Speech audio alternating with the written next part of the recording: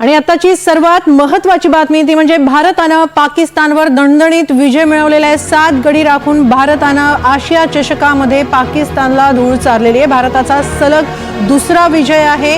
128 धावांचं आव्हान भारतासमोर होतं आणि भारताने हे आव्हान अगदी सहज पार केलेलं आहे। 7 गडी राखून भारताने विजय मिळवलेला आहे। आशिया चषकात दुसरा विजय नोंदवतानाच भारताने प्रतिस्पर्धी पारंपरिक प्रतिस्पर्धी असलेल्या पाकिस्तानवर दणदणीत विजय मिळवलेला आहे।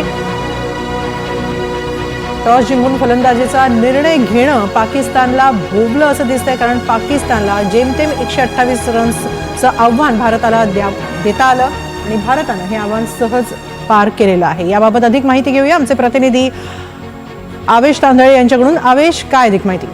मध्ये आपल्याला माहित आहे पाकिस्तानने नाणेफेक जिंकून प्रथम फलंदाजी केली आणि त्याच्यात पत्त्यावर पडलं असं म्हणावं लागेल की पाकिस्तानचे सुरुवातीला 6 षटकातच पाकिस्तानचे 3 गडी बाद झाले होते आणि त्यानंतर भारताचे जे फिरकी गोलंदाज त्याने अप्रतिम अशी गोलंदाजी करत पाकिस्तानला 20 षटकात फक्त 127 धावा काढू दिल्या। त्या 127 धावाचं टार्गेट भारतानं सहजरित्या पूर्ण केलं आहे। तब्बल 25 चेंडू शिल्लक ठेवत 7 विकेट बाकी ठेवत पाकिस्तानवर दणदणीत पराभव केलेला आहे। अभिषेक शर्मा याची शानदार अशी सुरुवातीची फलंदाजी, त्यानंतर सूर्यकुमार यादव आणि तिलक वर्मा यांची अशी सुंदर अशी पार्टनरशिप झाली, त्यामुळे भारताला सहजरित्या ही मॅच जिंकता आली।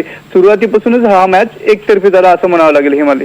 नक्की सुरुवातीपासूनच ही मॅच एकतर्फी झाली आहे, मात्र पाकिस्तानी गोलंदाजांना सुद्धा, जी पाकिस्तान गोलंदाजांची एक मोठी फळी असते पाकिस्तानकडे नेहमी, त्या गोलंदाजांना सुद्धा फारशी कमाल करता आलेली नाहीये।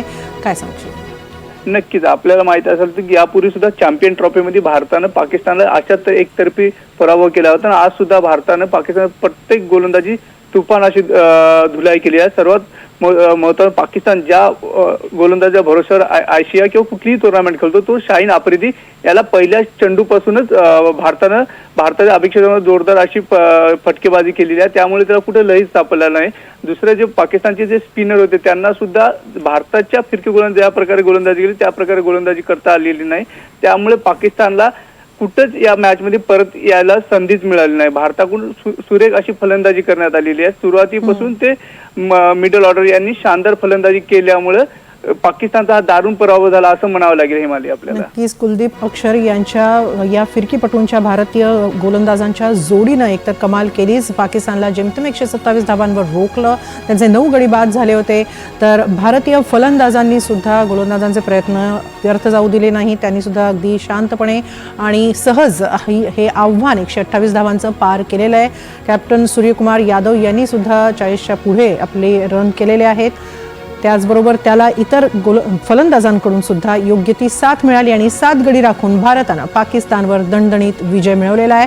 अशा प्रकारे आशिया चषकामध्ये भारतानं सलग दुसरा विजय मिळवलेला आहे। पहिला सामना त्यांनी UAE विरोधात जिंकला होता आणि आता आशिया चषकामध्ये सलग दुसरा विजय आणि तोही पारंपरिक प्रतिस्पर्धी असलेल्या पाकिस्तान विरोधात विजय मिळवलेला आहे।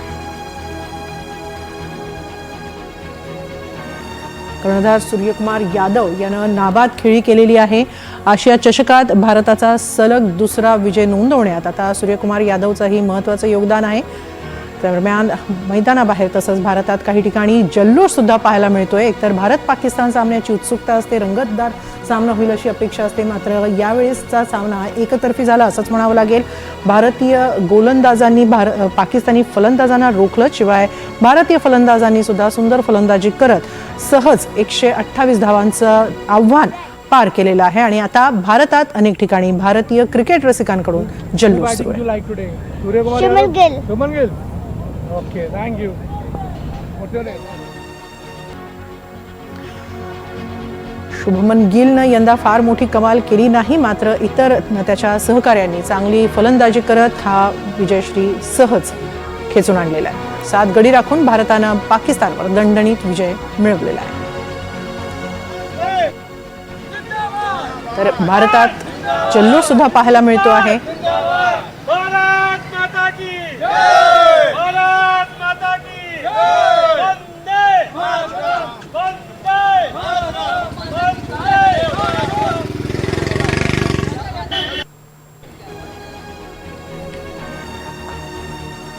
आशिया चषकाला सुरुवात होताच भारत पाकिस्तान या सर्वाधिक चर्चेच्या मॅचची उत्सुकता सगळ्यांना होती। या मॅचमध्ये नेमकं काय घडेल, पाकिस्तान या आधीच्या पराभवाचा बदला घेईल का असं बोललं जात होतं। मात्र भारतानं कोणतीही संधी दिली नाही पाकिस्तानच्या खेळाडूंना। आणि सुबह तो मैच देखने को सोच रहे थे, लेकिन मैच देखने के बाद बहुत अच्छा लगा कि हाँ आज इंडिया ने कुछ किया है और हमेशा ही ऐसे हराती रहे, हमेशा जीतती रहे, ऐसे ही चलता रहे मैच। बहुत खुशी हुई आज इंडिया को। हम लोगों ने ऐसे आतशबाजी और जश्न मनाने के लिए बाहर आके आप लोग ने देखा है कि जैसे जश्न मनाया हम लोगों ने।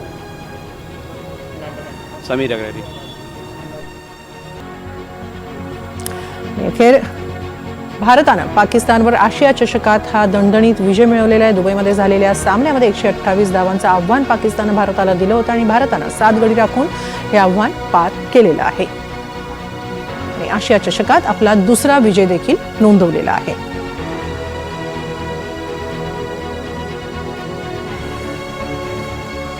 दरम्यान कुलदीप यादव आणि अक्षर पटेल या फिरकीपटूंच्या जोडीनं पाकिस्तानी फलंदाजांना जखडून ठेवलं होतं। त्यांच्या फिरकीपुढे पाकिस्तानी फलंदाजांना फारशी कमाल करता आली नाही। तर म्हणजे या दोन संघांमध्ये फारसे सामने झालेले नसल्यामुळे भारतीय फिरकीपटूंना सामोरं जाणं पाकिस्तानी फलंदाजांना कठीणच गेलं। दरम्यान नागपूरमध्ये सुद्धा या विजयाचा जल्लोष झालाय।